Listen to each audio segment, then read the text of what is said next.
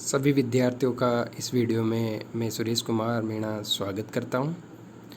आज BCom part second year paper second business statics topic है planning statical investigation यानी अनुसंधान नियोजन। सांख्यिकी अनुसंधान का आयोजन नियोजन की आवश्यकता यानी प्लानिंग मीन्स योजना। किसी भी कार्य को करने से पहले जो योजना बनाई जाती है वो क्या कहलाती है? नियोजन। नियोजन की आवश्यकता क्यों पड़ी? योजना की आवश्यकता क्यों पड़ती है? जिस प्रकार समस्या विशेष पर अनुसंधान कार्य करना है उससे संबंधित प्रत्येक पहलू पर पहले से पूर्ण रूप से विचार कर लेना चाहिए। अनुसंधान से संबंधित उद्देश्य, क्षेत्र और समंकों का संग्रहण, इकाई, यूनिट का निर्धारण ताकि उचित परिणाम मिले।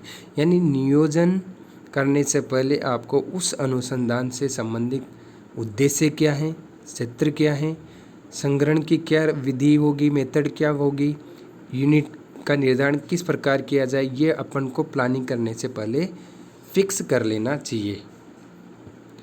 मीनिंग ऑफ स्टैटिकल इन्वेस्टिगेशन, अर्थ क्या है? अनुसंधान का तात्पर्य ज्ञान की खोज है, अर्थात किसी सामाजिक, आर्थिक, राजनीतिक समस्या का अध्ययन करने के लिए सुव्यवस्थित एवं वैज्ञानिक विधि से समंकों का संग्रहण एवं विश्लेषण करके उसके आधार पर निर्वचन की क्रिया को सांख्यिकी अनुसंधान कहते हैं। यानी प्लानिंग इन्वेस्टिगेशन जो होती हैं उस जिस संबंधित आपको अनुसंधान करना है, जिसे सामाजिक हो सकता है, आर्थिक हो सकता है, राजनीतिक हो सकता है, उन संबंधित समस्याओं का अध्ययन करने के लिए एक वैज्ञानिक विधि होती है जिसे समंकों का संग्रहण यानी कलेक्शन ऑफ डाटा करेंगे और उसके आधार पर अपन सांख्यिकी अनुसंधान करेंगे यानी उससे संबंधित इन्वेस्टिगेशन करेंगे। एग्जाम्पल के रूप में देखते हैं, देश की जनसंख्या में औद्योगिक मजदूरों की आर्थिक स्थिति क्या है, शिक्षित वर्ग में बेरोजगारी की समस्या क्या है।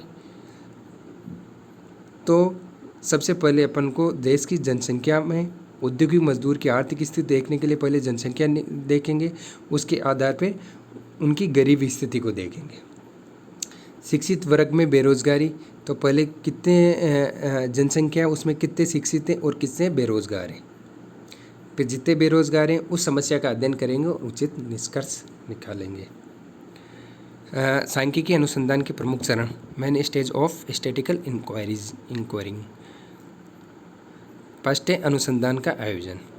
अनुसंधान के उद्देश्य से क्षेत्र, उसकी प्रकृति, सूचना के साथ स्रोत और समग्र संग्रहण विधि आदि को ध्यान में रखते योजना बना ले।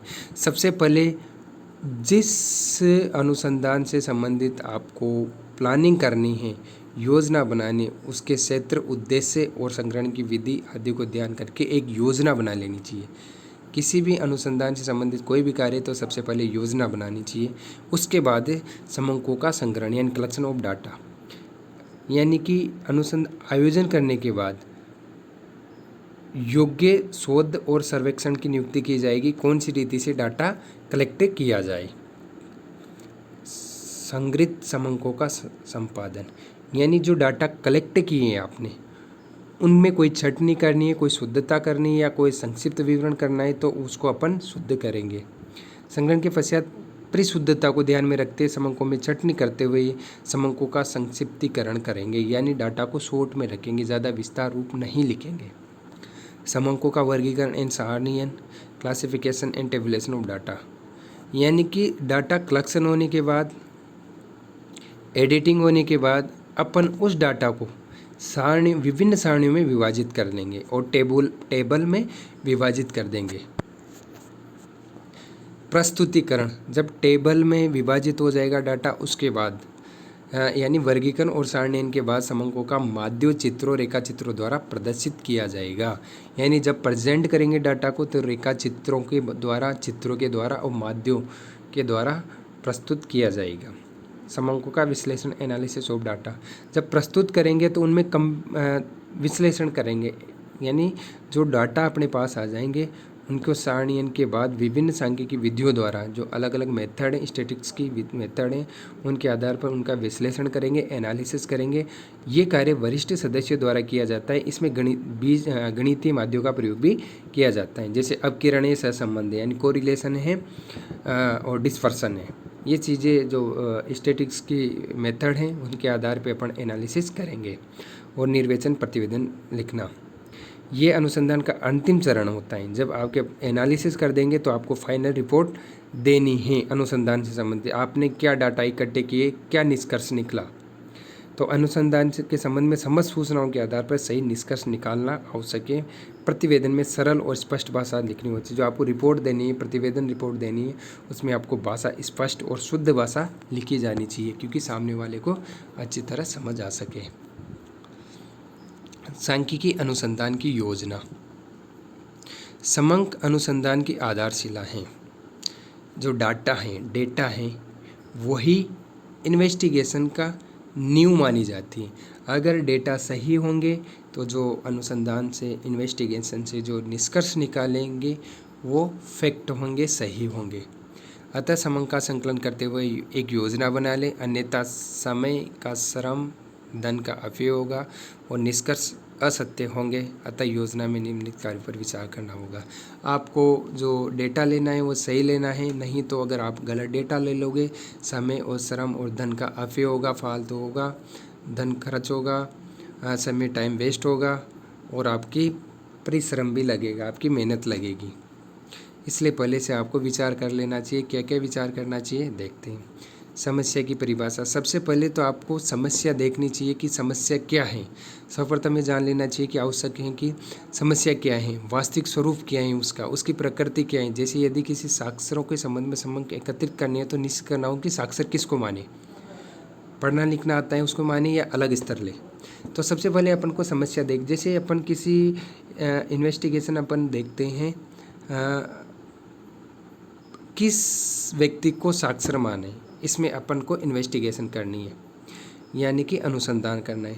तो सबसे पहले मेन समस्या है कि साक्षर किसको माने, यानी 5वीं पास पढ़े हुए को माने, या जो साइन करना आता हो माने, या फिर 10th पास को पढ़ा लिखा माने। तो पहले पढ़े लिखे की परिभाषा आपको निश्चित करनी चाहिए, उसके बाद इन्वेस्टिगेशन का कार्य स्टार्ट करना चाहिए। दूसरा है अनुसंधान का उद्देश्य निश्चित करना चाहिए। समस्या के बाद क्या ऑब्जेक्ट है उसका, समस्या को स्पष्ट करने के पश्चात अनुसंधान के उद्देश्य निश्चित कर लेना चाहिए। आंकड़ों के संदर्भ में कौन सी करनी आंकड़ों से एकत्रित करनी है, उद्देश्य सामान्य या विशिष्ट हैं। सामान्य उद्देश्य के लिए समंक संग्रहण के उदाहरण जनगणना, उत्पादन, विशिष्ट कार्यों के लिए जांच के लिए अंतर्गत श्रमिकों का जीवन निर्वाह संबंधी समंक, यानी कि आपको उद्देश्य भी निश्चित कर लेने चाहिए, सामान्य उद्देश्य या विशिष्ट उद्देश्य। सामान्य उद्देश्य में नॉर्मल जनगणना, उत्पादन आएगी, जबकि विशिष्ट उद्देश्य के अंतर्गत श्रमिकों का जीवन निर्वाह संबंधी समंक आते हैं। समंक मीन्स डेटा। अनुसंधान का क्षेत्र, सांख्यिकी अनुसंधान का क्षेत्र निश्चित करने के समय, स्थान और समय इकाई से संबंधित सीमा निश्चित कर लेनी चाहिए। राजनीतिक भाग क्या है, जैसे राजस्थान हो गया, एमपी हो गया, यूपी हो गया। प्राकृतिक भाग में मैदान हो गया, जंगल हो गया, पहाड़ हो गया। तो आपका क्षेत्र करना निश्चित कर लेना चाहिए, किस क्षेत्र से संबंधित डेटा लेना है, इन्वेस्टिगेशन करना है। अनुसंधान का समय, टाइम इम्पोर्टेंट रहता है, यानी कौन सा टाइम ले। अनुसंधान का क्षेत्र निश्चित करने के पश्चात समय भी निश्चित कर लेना चाहिए। एक स्थान की जनगणना के लिए समय का चुनाव करते समय ध्यान रखना आवश्यक है कि उस समय को वहाँ कोई मेला, त्यौहार इत्यादि नहीं हो, अन्यथा निष्कर्ष असत्य होंगे। यदि आप जनगणना स्टार्ट कर रहे हो तो आपको किसी गांव की जनगणना स्टार्ट करें तो उस टाइम आपको त्यौहार या फेस्टिवल वगैरह, मेला तो नहीं है, क्योंकि एक दूसरे की जगह चले जाते हैं पब्लिक। तो इनमें वो जो काउंटिंग होगी पब्लिक की वो ठीक तरह से नहीं होगी, डेटा असत्य होंगे। सूचना के स्रोत, क्या क्या सोर्स हो सकते हैं सूचना प्राप्त करने के क्षेत्र में। प्राथमिक और द्वितीय प्रकार के स्रोत हो सकते हैं। यह निर्णय अनुसंधान की प्रकृति, उद्देश्य और धनराशि व चित्र के आधार पर किए जाते हैं। अनुसंधान के प्रकार, तो अगले वीडियो में देखेंगे अपन अनुसंधान के प्रकार। Thank you.